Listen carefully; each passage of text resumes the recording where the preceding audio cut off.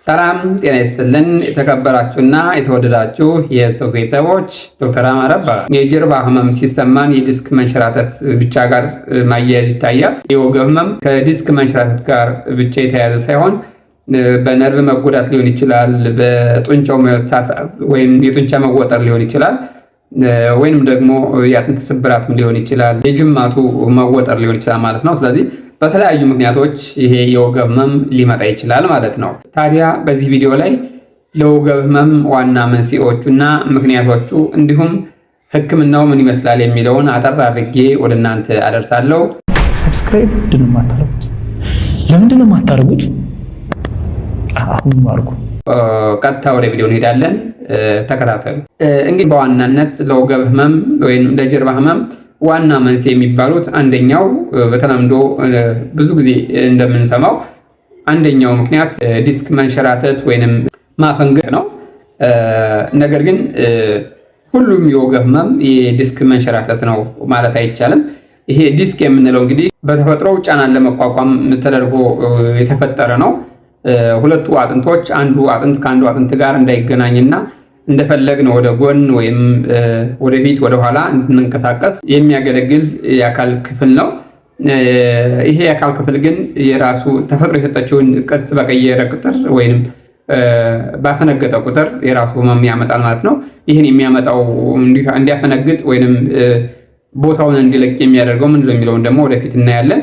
ሁለተኛው ለወገብ ህመም መንስኤ ደግሞ የአከርካሪ አጥንቶች ስብራት ሊሆን ይችላል።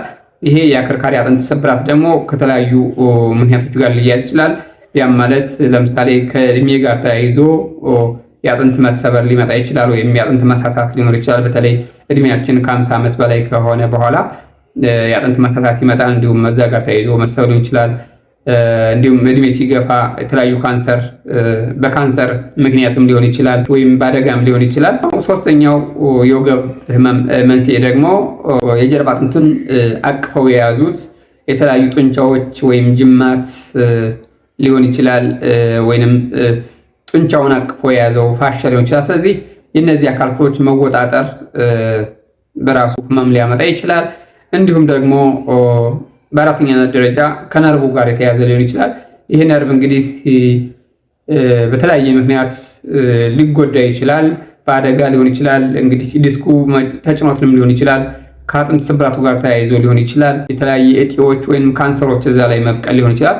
ከነዛ ጋር ተያይዞ የጀርባ ህመም ሊያመጣ ይችላል ማለት ነው። ሌላው ደግሞ ከዚያው ከጀርባ ላይ የተለያየ ኢንፌክሽን ሊፈጠር ይችላል። በተለይ በሽታ የመቋቋም አቅማችን በቀነሰ ጊዜ የተለያዩ ኢንፌክሽኖች ሊከሰቱ ይችላሉ። ቲቢ ሊሆን ይችላል። ለምሳሌ ከኤችአይቪ ጋር ወይንም ከካንሰር ጋር የሚኖሩ ሰዎች ሊሆኑ ይችላሉ። እንዲሁም ለረጅም ጊዜ ስቴሮይድ የሚባለው መድኃኒት የሚጠቀሙ ሰዎች ሊሆኑ ይችላሉ። ከነዚህ ጋር ተያይዞ ወይንም ከዛም በፊት ምት ወይም ትሮማ ወገባችን ላይ ከነበረ የተለያዩ የኦፕሬሽን ወይም ፕሮሲጀሮች ከነበሩ ከነዛ ጋር ተያይዞ ከወገብ ላይ ኢንፌክሽን ከተፈጠረ የወገብ ህመም ሊያመጣ ይችላል ማለት ነው። ነገር ግን እንደ አጠቃላይ ለዲስክ መንሸራተት ሊሆን ይችላል፣ ለአጥንት ስብራት፣ ለነርቭም፣ ለጡንቻም፣ ለጅማትም ወይም ለፋሻም መወጣጠርና ጉዳት መድረስ ዋና መንስኤዎቹ ምንድናቸው የሚሉትን የዕለት ከዕለት የአኗኗር ዘይቤዎቻችን ጋር ተያይዘው የሚመጡ ችግሮችን እንዲሁም እኛ ማሻሻልና መፍታት የምንችላቸውን ችግሮች ወይም ምክንያቶች የሚከተሉት ናቸው። ያ ማለት አንደኛው የአቀማመጣችን ችግር ነው፣ ወይም አቀማመጥ ጋር ተያይዞ የሚመጣ ችግር ነው።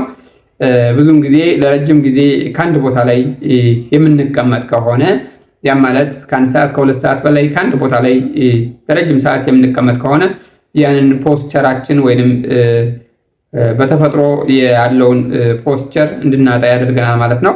በተለይ ተቀምጠን ቢሮ ላይ የምንውል ሰዎች ሊሆን ይችላል፣ ወይም ኮምፒውተር ላይ የምንውል ሰዎች ለብዙ ሰዓታት ተመሳሳይ ቦታ ላይ ተቀምጠን ጊዜ የምናሳልፍ ከሆነ ከረጅም ጊዜ በኋላ ለወገብ ህመም ያጋልጠናል ማለት ነው።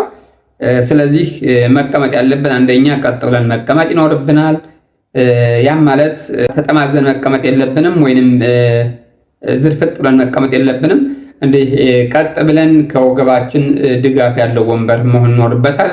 እንዲሁም እግራችን እስከ ጉልበታችን 90 ዲግሪ መስራት ይኖርበታል። እንዲሁም ከታፋችን እስከ ትከሻችን ያለው ደግሞ 90 ዲግሪ መስራት ይኖርበታል ማለት ነው። እንደዚህ በጣም አቀርቅረን ወይም አጎንብሰን የምንውል ከሆነ ብዙም ጊዜ ከዚህ ጀርባችን ላይ ያሉት አጥንቶቻችን ወይም ይሄ ሰርቫይካል ስፓይኑ ላይ ፖስቸሩን እንዲያጣ ወይም እንዲዛባ ወይም ቅርጹን እንዲዛባ ያደርገዋል ማለት ነው። ስለዚህ ወገባችን ሙሉ በሙሉ ግዳፍ ማግኘት አለበት።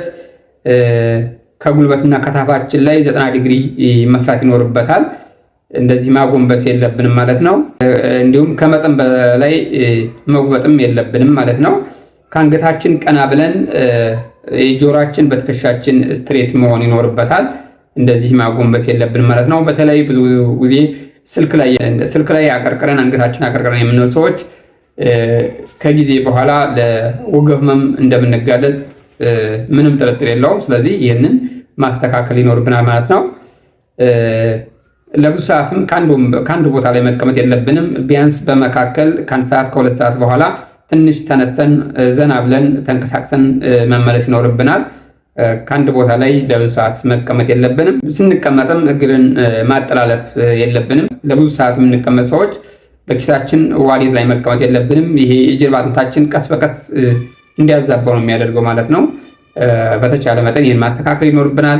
ሁለተኛ ደግሞ ለነዛ የአካል ክፍሎች መዛባት የሚያጋልጠን አቋቋም ነው። ስለዚህ አንድ ቦታ ላይ ለረጅም ጊዜ የምንቆም ከሆነ ቀጥ ብለን ለብዙ ሰዓት ቆመን የምንሰራ ሰዎች ካለን እግራችን ከፈት አድርገን ብንቆም ይመረጣል ማለት ነው።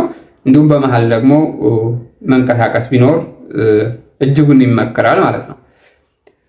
ሶስተኛው ደግሞ ለወገብ ህመም የሚያጋልጠን አተኛኘታችን ነው። ስለዚህ ስንተኛ የምንተኛበት ፖዚሽን ብዙ ጊዜ በጎን ቢሆን ይመረጣል።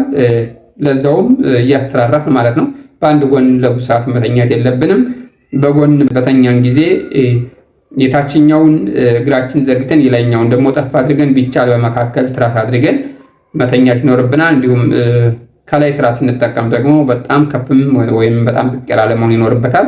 በተቻለ መጠን ደግሞ ደረቅ ፍራሽ ላይ ብንተኛ ይመከራል ማለት ነው። እንዲሁም በዚህም ካልተቻለ በተጨማሪ እንደ አማራጭ በጀርባ መተኛት እንችላለን። በጀርባ ስንተኛ ደግሞ እግራችንን አጠፍ አድርገን ወደ ላይ ሰብሰብ አድርገን አጠፍ አድርገን ብንተኛ ይመከራል።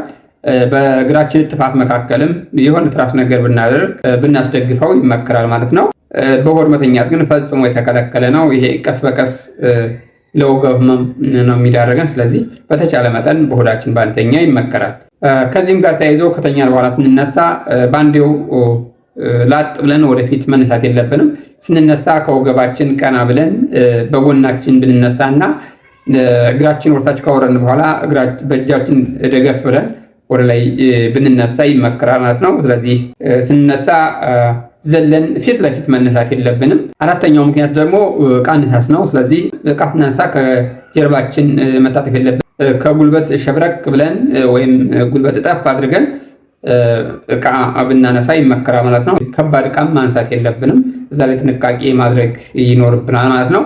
እነዚህ አሁን የጠቀስኩላችሁ ዋናው መንስኤ ማለትም ለዲስክ መንሸራተት፣ ለአጥንት ስብራት እንደዚሁም ለነርቭ ህመም ወይም ለጡንቻ ለጅማት ወይም ለፋሻው መወጣጠር ዋነኛ ምክንያት ስለሆኑ ስለዚህ የዕለት ከዕለት የአኗኗር ዘይቤያችንን ስናስተካከል እነዚህ ዋና መንስኤዎቹ እንዳይከሰቱ ያደርጋል ማለት ነው።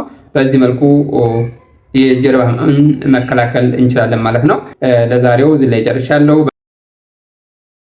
ሰብስክራይብ ለምንድን ነው የማታደርጉት? አሁን አድርጉ።